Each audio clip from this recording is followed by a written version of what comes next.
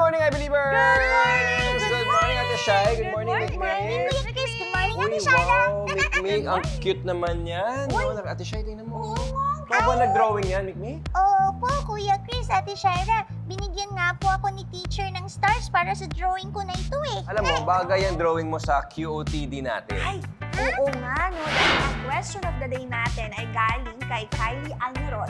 6 years old siya from Swan Hill, Australia. Wow, hello, Ayos. Kylie. Ito yung question Kaya niya. mo yan, Ate Shai. I want to train my puppy to eat during the right time, but he doesn't know how to read the clock. What can I do? Ha? Ano daw po yun? Ay, Kuya Chris, pakitranslate nga. Oh, sige, ganito. Gusto daw niyang turuan yung tuta niya na kumain sa tamang oras. Yes. Pero hindi daw ito marunong magbasa ng relo o ng orasan. So ano daw ang pwede niyang gawin? Paano nga ba po? Don't worry. May sagot tayo dyan because we've got all the answers!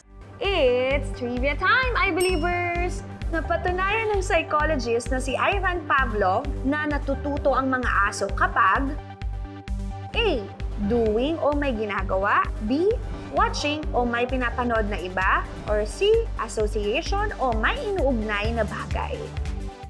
Sa classical conditioning theory ni Pavlov, pwede ka matuto kapag iniuugnay mo ang isang bagay. Kaya ang sagot ay C. Association. 1890s nang may mapansin ang Russian physiologist at psychologist na si Ivan Pavlov.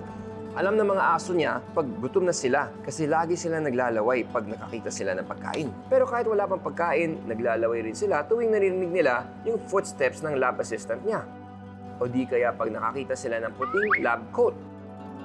Siya kasi ang nagdadala ng pagkain nila. Napansin ni Pavlov na dahil sa naririnig at nakikita nila, naglalaway yung mga aso niya. Kasi sa tingin nila na ibig sabihin ng mga yon ay kakain na sila. Lalong naintriga si Pavlov, kaya sinubukan niyang gumamit ng metronome.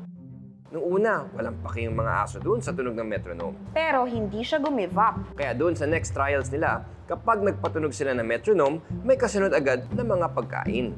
Pero nung sumunod na trials, metronome na lang yung inilalabas nila. Wala nang pagkain. Ano pong ginagawa ng mga aso? Aba, naglaway at nagutom pa rin sila dahil akala nila may parating na pagkain.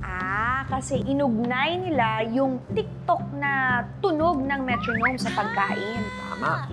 Kaya ang tinatawag sa ganitong reaction ay Pavlovian response.